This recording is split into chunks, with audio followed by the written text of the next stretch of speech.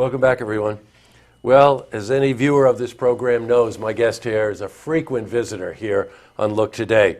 It's Supervisor Doug Beaty. Welcome back, Doug. Thank you very much, Jesse. Very nice to have you here. Thank you. Now, when I refer to that, of course, we've had a lot of issues facing us in Warren County. I can name a bunch of them. I'll just name two right off the top of my head: Westmount and the airport.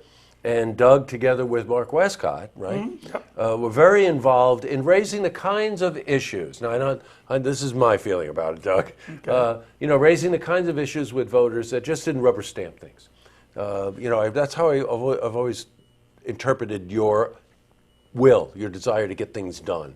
And I really want to compliment you on that, by the way. Well, thanks, Jesse. Because sometimes you go against the grain. Well, I think asking the tough questions sometimes is going against the grain, but I was elected 2 years ago to do exactly what I've been doing and honor my commitments. And one of the commitments to the voters was, hey, I'll push back a little bit. I'll ask the tough questions. I'll do my homework. And I'll offer up options. I got it. Now, this will be your second term, should you be elected, right? Correct. And boy, as they say, in these 2-year terms, you win, you start running again. You win, you start running again. Well, unfortunately, that's how the system is. It's only 2-year terms, and that seems like I'm always running. Yeah, sure. Well, that's the point. But you want to know something, Doug? That also puts you in touch with the voters, right? Because you have to be with them, and you got to hear what they're talking about, and and represent them, right? I do a lot of door-to-door campaigning. Last time I went to at least 500 homes. Wow! I mean, that's a lot of footwork. And in this primary season, which will be tomorrow, I've gone through a ton of homes. We've touched base. I've had many people volunteer. I mean, I'm amazed at how many people want to help me this time. First time they didn't know me as well, and I had some volunteers. Now I have a plethora of volunteers. Yeah, good. Okay. Oh, you just used the word plethora. That's very interesting. I'm gonna write that one down. I'm gonna write that down. Let's talk a bit about the last 2 years, and then I want to talk about what you want to do. All right. Last 2 years. Now, I know you, so I know you're very involved with things about putting checks and balance on budgets and things like that. If you were to list a couple of what you would believe to be your major achievements or initiatives in this first run, what would they be? Boy, that's a tough one. I've got about 4 or 5 things that I think I've been very strong on and very clear on. One of the things that I did vote against and was the budget. And a lot of people said, well, it's under 2% increase. That's good, Doug, isn't it? Personally, I had a number of issues with it. We were giving a raise to the highest paid employee in the county. That sends a bad signal.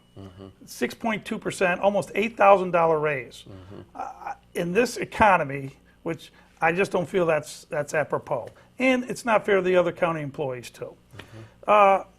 The courthouse. I wasn't a supporter of the $16.5 million courthouse expansion. By law, we are getting another family court judge, which is fine. But by law, they said you got to have about 5,300 square feet added to accommodate them. Well, we ended up doing about 21,000. So I had proposed less expensive options. That got turned down. So, there's been some things that I've been concerned about, but it's always the taxpayer's interest. If I think we can do something less expensive, I'll propose a different option. Well, you know what? I think, at least in my interpretation, that's what democracy is all about, checks and balance, right? That's why we vote for people. I do recall that you were involved in an initiative that dealt with property tax. Well, the property tax, I'm on the property tax committee. Yeah. Okay, and we, as you know, people fall behind on their taxes. We all have an obligation to pay for them and so on. But there's circumstances that come up that in individuals' lives, divorces or deaths and things like that, that create a short-term funding shortfall. So in other words, they can't pay their taxes on time. I'm on that tax committee, and we gave it one individual, I won't mention his name, but it's public record. Right. We gave him a 6-month extension to come up with a lot of dollars, thousands and thousands. A lot of people said, no, Doug, don't do it. You're setting a bad precedent. But I didn't want to kick this guy out of his house, his mother's home, and so forth. He's living with his elderly mother. I wasn't going to do it. So thank goodness enough people on the board agreed. We all agree, so We gave this guy an extension, and thank God, he paid every single dime of those taxes he owed on the very last day. He did. He sold logs, he did whatever he could, but he came up with the money. So he lives in his house today. Doug, you got to be a little more passionate here. I don't understand this. Okay, so assuming you're elected, what's the concentration for the next term? Well, I'm going to do what I promised the last term. If I'm lucky enough to get elected again, I'm going to do what I always do. I'm going to check and balance up there. I'm a firm believer in these spending bills need checks and balances. I'm not a rubber stamp guy, as you know, Jesse. I just don't say, oh, okay, rubber stamping, move on. I do my homework. I have a lot of people who help me with that, and I'm going to challenge a lot of these different spending bills. One of the things that bothers me is, and I love our airport, but we spend $855,000 on it. I think we can spend a lot less, I know we can, and put the money into our county roads. Now, Saratoga spent $76,000 on their airport last year with more flights. We spent $855,000.